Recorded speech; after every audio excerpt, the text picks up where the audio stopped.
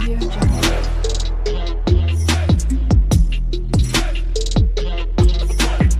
Audio Jungle. Hey guys, my name is Shruti and welcome to my channel. तो जैसे कि आप लोगों को पता होगा, नेक्स्ट.जेएस ट्यूटोरियल इन 2025 इन हिंदी में लेके आ चुकी हूँ, जिसका अलग सा एक प्लेलिस्ट भी मैंने क्रिएट करा है। आई होप आपको पता होगा। अगर आपको नहीं पता है ना, आप एक बार ज़रूर चेक करना, ठीक है। तो बेसिकली उसके अंदर पहला वीडियो हमारा इंट्रोडक्शन का था, उसके बाद हमारे सारे प्रैक्टिकल होने वाले। तो आज हम देखेंगे फर्स्ट पार्ट, ओके, जिसके अंदर आज हम देखेंगे installation plus folder structure of Next JS, ठीक है। तो चलो इस वीडियो को फिर मैं यहाँ से स्टार्ट कर देती हूँ।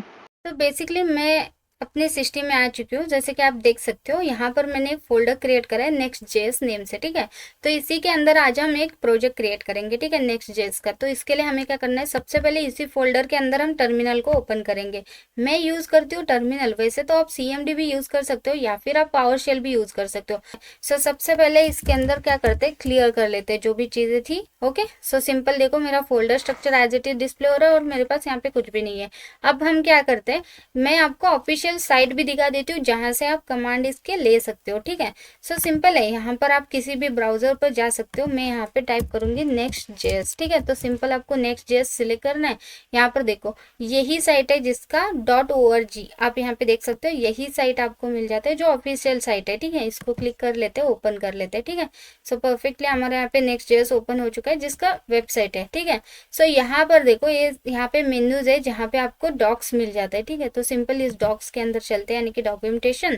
सो पहले तो आपको व्हाट इज नेक्स्ट.जेएस, ये सारी चीजें आपको मिल जाती है। यहाँ पर देखो साइड में आपके पास गेटिंग स्टार्टेड, उसके बाद इंस्टॉलेशन, यहाँ पर क्लिक कर दो। सो यहाँ पर आ जाता है how to set up a new Next JS project. तो ये वाला साइट आपके पास आना। अब अगर मैं नीचे आती हूँ तो यहाँ पर मेरे पास कमांड डिस्प्ले हो जाता है। सिंपल है, ये कमांड जो मिल रहा है ना आपको, यही आपको लेटेस्ट में नेक्स्ट.जेएस का प्रोजेक्ट क्रिएट करके देगा, सिंपल। लेकिन इससे पहले देखो एक चीज है, आप ना टर्मिनल पर जैसे आओगे, सबसे पहले मैं आपको बताती हूँ, जब भी आप नेक्स्ट.जेएस प्रोजेक्ट क्रिएट करना चाहते हो तो आपके सिस्टम में नोड.जेएस होना जरूरी है, ठीक है। अब अगर नोड.जेएस इंस्टॉल है या नहीं कैसे देखोगे, सिंपल आप क्या करो, node-v डाल दो। अगर आपको मेरी तरह यहाँ पे वर्जन डिस्प्ले हो रहा है तो आप समझ जाना कि हाँ मेरे पास नोड.जेएस इंस्टॉल्ड है। अगर नहीं है तो आप क्या करो, यहाँ पे एरर आ जाएगा रेड कलर में, ओके। सो आप क्या करो, नोड.जेएस का एक वीडियो ऑलरेडी अपलोडेड है लेटेस्ट में ही, तो आप वो देख के अपने सिस्टम में नोड.जेएस इंस्टॉल कर देना, ठीक है। सो मैंने तो ऑलरेडी ये कर चुका है, तो इसलिए मुझे वर्जन डिस्प्ले हो रहा है। उसके बाद आप npm-v करके उसका वर्जन भी देख सकते हो। तो बेसिकली इसका सेटअप रहता है, इसको इंस्टॉल करना रहता है, ठीक है। तो जैसे आप नोड को इंस्टॉल करोगे वैसे ही npm भी इंस्टॉल हो जाता है, लेकिन इसका सेटअप करना बहुत ज़रूरी है, वरना आपका नोड.जेएस में एज इट इज़ एरर रहता है। सो इस वजह से आप मेरा वीडियो ज़रूर रेफर करना अगर आपको इन दोनों के बारे में पता नहीं है तो, ठीक है। सो चलो ठीक है, अब हमने ये दोनों चीज़ें देख ली, दोनों चीज़ों का वर्जन भी हमें डिस्प्ले हो रहा है, यानी कि अब मैं एक प्रोजेक्ट यानी कि ये एक ऐप क्रिएट कर सकती हूँ। सिंपल है, यहाँ से मैं इस कॉपी कर लेती हूँ इस कोड को जो भी इन्होंने दिया था, ठीक है। सॉरी, ये गलती से ओपन हुआ। एज इट इज कमांड को यहाँ पे ऐड करना है और एंटर हिट करना है, ठीक है। सो यहाँ पे वेट करते हैं, यहाँ पे पूछेगा कि आपका प्रोजेक्ट का नेम क्या चाहिए। यहाँ पर वो डिफॉल्ट में आपको बता रहा है कि माई ऐप। अगर आप ये रखना चाहते हो तो रख सकते हो, या फिर आप अपने खुद से देना चाहते हो तो यहाँ पे दे सकते हो। जैसे मैं लिखूंगी माई नेक्स्ट ऐप, ठीक है। नेक्स्ट ऐप में इसका नाम रखना चाहती हूँ तो सिंपल यहाँ पे मैंने वो ऐड करा। यहाँ पे बोल रहे हैं would you like to use TypeScript, तो यस कर दो, क्योंकि बाय डिफॉल्ट ऐसे और हम टाइपस्क्रिप्ट ही यूज करते हैं इसके अंदर, यस कर लेते हैं। और यहाँ पे भी यस लाइन चाहिए, हाँ चाहिए, यस लिंट। उसके बाद टेलविन CSS चाहिए, पूछ रहे हाँ चाहिए, क्योंकि ऑलरेडी प्री बिल्ड होता है, इसके लिए कोई टेलविन CSS इंस्टॉल करने की जरूरत नहीं है हमें। सिंपल यहाँ पे यस करोगे तो टेलविन CSS भी इंक्लूडिंग ये आपका प्रोजेक्ट क्रिएट कर देगा, तो हम यस कर लेते हैं। सो बेसिकली यहाँ पे पूछ रहा है would you like your code inside a SRC और डायरेक्टरी। तो बेसिकली हम यहाँ पे नो करते हैं, क्योंकि SRC के अंदर ही हमें सारी चीजें चाहिए, तो डायरेक्टरी के अंदर नहीं। तो as it is no default में सिलेक्टेड है, नो सिलेक्ट कर लेते हैं। Would you like to use app routing, तो यस कर लेते हैं, क्योंकि हम ऐप राउटिंग का यूज करना चाहते हैं तो रिकमेंडेड है, और यहाँ पर भी यस कर लेते हैं। सो नेक्स्ट पूछ रहे हैं would you like to use Turbopack for next day, तो यहाँ पर भी हम बाय डिफॉल्ट यस है तो इसको यस ही करते हैं। और यहाँ पे पूछ रहे हैं, इसको मैं छोटा कर लेती हूँ, ये देखो would you like to customize the import हम लिखेंगे यस। बाय डिफॉल्ट यहाँ पे नो है वैसे तो, वरना @ डालते बैठेंगे तो बेटर ऑप्शन नो कर लेते हैं, ठीक है। एंड डिफॉल्ट में हमने सारी चीज़ें कर दी, यहाँ पे इंस्टॉल होना चालू हो चुका है। सो यानी कि हमारा एक प्रोजेक्ट बनना स्टार्ट हो चुका है, जिसके अंदर आपको यहाँ पे इंस्टॉलिंग डिपेंडेंसी डिस्प्ले हो जाती है, जो रिएक्ट डोम नेक्स्ट आपको डिपेंडेंसी के अंदर मिलेंगी, और डेव डिपेंडेंसी के अंदर ये सारी इंस्टॉलेशन मिलेगी, जो टाइप स्क्रिप्ट है, पोस्ट CSS, टेलविन CSS, ये सारी चीज़ें, ठीक है। सो बेसिकली ये सारी चीज़ें आपको इंस्टॉल करके दे रहे हैं, ठीक है। तो थोड़े ही टाइम बाद ये हमारा इंस्टॉलेशन हो जाता है, उतना टाइम नहीं लेता है बेसिकली। अभी तक हमारे इसमें ना ये सारे पैकेजेस तो इंस्टॉल कर लेता है, तो वेट करते हैं थोड़ा सा, ठीक है। तो वेट करके मैं आपको बताती हूँ कि कौन सी चीज़ें उसने इंस्टॉल करी है, ठीक है। सो हम इसके अंदर देखो, टेलविन CSS एक्सटर्नली इंस्टॉल करने की कोई ज़रूरत नहीं, क्योंकि इसी के अंदर हमने इंस्टॉल कर दिया, ठीक है। सो वेट करते हैं थोड़ा सा, और हम ना टेलविन CSS ही यूज़ करने वाले, इसको पूरा रिस्पॉन्सिव भी बनाएंगे, और CSS की जगह एडवांस में टेलविन CSS ही यूज़ करने वाले, ठीक है। ठीक है, परफेक्टली हमारे यहाँ पे सक्सेस हो चुका है, प्रोजेक्ट हमारा यहाँ पे बन के रेडी हो चुका है, ठीक है। सो इसके बाद देखो, अभी हमें क्या करना है, हमारा प्रोजेक्ट यहाँ पर है, इसका जो नेम है ना, इसको कॉपी कर लो, ठीक है। यहाँ पर अगर मैं इसको ओपन करके दिखा दूँ तो ये पूरा प्रोजेक्ट बन के रेडी है, ठीक है, जिसके अंदर नोड मॉड्यूल्स तक इंस्टॉल हो चुका है, ठीक है। यानी कि इसको सेपरेटली आपको npm इंस्टॉल करने की जरूरत नहीं है, बेसिकली ये सारी चीज़ें आपकी प्रोजेक्ट ही क्रिएट हो चुका है, ऐसा समझ लो। अब हमें क्या करना है, सिंपल मैंने फाइल का नेम ले लिया, तो CD करके उस फाइल को नेम ऐड करते हैं, ताकि हम इस फोल्डर के अंदर चले जाए, ठीक है। सो ये देखो, नेक्स्ट जेएस के अंदर हमारे पास अभी हम आ गए हमारे फोल्डर यानी कि प्रोजेक्ट के अंदर। सो अब मैं क्या करती हूँ, यहाँ पर मैं अपना प्रोजेक्ट रन करना चाहती हूँ, तो रन का कमांड क्या है, आपको सिंपल लिखना है npm रन देव, ठीक है। एंटर हिट कर देते हैं, और यहाँ पे हमारा प्रोजेक्ट रन हो रहा है, ठीक है। सो ये देखो, हमारा प्रोजेक्ट रन हो चुका है, लोकल नेटवर्क और नेटवर्क का URL आपको मिल जाता है। सो बेसिकली लोकल होस्ट 3000 भी डालोगे तो भी यहाँ पर देखो आपका प्रोजेक्ट जो रन हो चुका है बाय डिफॉल्ट कोड के साथ यहाँ पे डिस्प्ले हो जाता है, ठीक है। सो वेट करते हैं, ये देखो नेक्स्ट का फर्स्ट प्रोजेक्ट हमारा बन के रेडी हो चुका है, यहाँ पर आप देख सकते हो ये जो भी कोड है ना, ये ऑलरेडी यहाँ पे कोड स्ट्रक्चर में ऑलरेडी एडेड है। सो अगर आपको ये सारी चीज़ें हटानी है तो हटा सकते हो, ठीक है। तो बेसिकली फर्स्ट प्रोजेक्ट जो है ना हमारा यहाँ पे इंस्टॉल हो चुका है, ठीक है। यानी कि नेक्स्ट जेएस का एक प्रोजेक्ट हमने क्रिएट कर दिया, ठीक है। परफेक्टली हमारे वर्किंग है, कोई एरर नहीं, कुछ नहीं, ठीक है। तो बेसिकली मैं अपने सिस्टम में आ चुकी हूँ, जैसे कि आप देख सकते हो जो रिसेंट सा हमने प्रोजेक्ट क्रिएट करा था ना, माय नेक्स्ट ऐप नेम से मैंने प्रोजेक्ट क्रिएट करा था, ठीक है। सो सिंपल है, इसको मैं इसी फोल्डर के अंदर चलती हूँ, यानी कि उस फोल्डर यानी कि उस प्रोजेक्ट के अंदर, ठीक है। और यहाँ पर मैं अपना टर्मिनल ओपन करती हूँ, ठीक है, क्योंकि मुझे इसी प्रोजेक्ट को रन करना है, सिंपल। अब यहाँ पर आ गई, सबसे पहले क्या करती हूँ, क्लियर कर लेती हूँ, और कोड डॉट करके ना इसको VS कोड में ओपन कर लेती हूँ, ठीक है। सो ये देखो हमारे यहाँ पे कोड डॉट के अंदर ये फोल्डर यानी कि ये हमारे ये प्रोजेक्ट यहाँ पे ओपन हो चुका है, ठीक है, परफेक्ट। अब हमें क्या करना है, सिंपल, अब मैं इसको रन करना चाहती हूँ, तो रन करने का कमांड क्या है, npm रन देव, ठीक है, सिंपल आपको ये हिट करना है और यहाँ पे ये प्रोजेक्ट रन हो जाता है, ठीक है। सो बाय डिफॉल्ट पोर्ट आपको यहाँ पे मिल जाता है, ठीक है, लोकल होस्ट 3000। सिंपल इस पर अगर आप चाहते हो कोई भी ब्राउजर पर आप इसको एज अ रन करोगे, मतलब ये ऐड करोगे तो ये प्रोजेक्ट रन हो जाएगा। थोड़ा सा वेट करते तो ये देखो, ठीक है। ये सारी चीज़ें बेसिकली ये जो भी लिखा हुआ है ना ऑलरेडी लिखा हुआ है, इसलिए डिस्प्ले हो रहा है, ठीक है। सो अगर मैं आपको बताऊँ कि ये सारी चीज़ें कहाँ पे लिखी हुई है, तो देखो ऐप के अंदर आओगे तो page.tsx नाम से हमारे पास एक पेज है, तो बेसिकली इसके अंदर जो भी लिखा हुआ है ना वही चीज़ वहाँ पे डिस्प्ले हो रही है, ठीक है। अगर मैं ये पूरा का पूरा हटा देती हूँ, ठीक है, और यहाँ पर मैं ये H1 ऐड कर लेती हूँ और इसमें लिखती हूँ हेलो श्रुति, तो क्या ये मेरे को सिर्फ हेलो श्रुति देगा, देखना है, ये देखो हेलो श्रुति मेरे को सिर्फ डिस्प्ले हो रहा है, देखो। तो वही तो बोला मैंने कि ये पूरा का पूरा पेज का जो भी कोड था वो मेरे को यहीं पे मिल रहा था, ठीक है, इसी फोल्डर के अंदर। तो आप इसको हटा भी सकते हो, एज अ रखना भी चाहते हो तो रख सकते हो, ठीक है। अब इसके बाद इस इमेज की कोई ज़रूरत नहीं, हमने एक सिंपल सा बेस रखा है, ठीक है। तो ऐप डॉट यानी कि ऐप के अंदर page.tsx हमारा एक पेज है, ठीक है। एंड आपको पता है ना, पेज जब भी क्रिएट करोगे लेआउट पे डिपेंड करता है, तो लेआउट हमारा कुछ इस तरीके से बना बनाया सो है, ठीक है। परफेक्टली हमारा लेआउट भी बन के रेडी है। तो इसको भी आप अभी के लिए मतलब कोड को अभी के लिए इग्नोर कर दो, ठीक है। कोड में आपको बाकी सारी चीज़ें बता दूंगी, डोंट वरी, ठीक है। अब देखो यहाँ पे एज इट इज़ यही रखते हैं, कोई मतलब नहीं है, मतलब अगर रखना चाहते हो तो रख सकते हो, वरना निकालना चाहते हो निकाल सकते हो। मैंने तो hello Shruti as it is लिखा है, ठीक है। चलो ठीक है, परफेक्ट। अब हमें क्या करना है, मैं वन बाय वन सारी चीज़ें आपको बताती हूँ, ठीक है। अब देखो नॉर्मली क्या होता है, हमारे पास ना एक एसआरसी फोल्डर रहता है, देन हमारे पास पेजेस का फोल्डर रहता है, ठीक है। सो अभी हमने क्या करा, बाय डिफॉल्ट सारी चीज़ें सिलेक्ट करके हमने एक प्रोजेक्ट क्रिएट करा है, ठीक है। अब इसके अंदर जितनी मेन चीज़ें मैं आपको फोल्डर बता देती हूँ, ठीक है। सो देखो सबसे मेन चीज़ है हमारे पास यहाँ पे ऐप फोल्डर, ठीक है। ऐप बेसिकली ऐप राउटिंग के लिए यूज होता है, ठीक है। तो एज अ ये फोल्डर जो है राउटिंग के लिए ही यूज होने वाला है, ठीक है, इतना याद रखो। उसके बाद रहता है हमारे पास कंपोनेंट का फोल्डर, तो बेसिकली यहाँ पे क्रिएटेड तो है नहीं, तो अगर आपको एज अ ऐसे आपका डायरेक्टरी सिलेक्ट करा हुआ है एसआरसी के अलावा, ठीक है। बहुत बहुत सारे प्रोजेक्ट पे क्या होता है, एक एसआरसी बोल के फोल्डर रहता है, देन उसके अंदर ऐप का फोल्डर रहता है, ठीक है।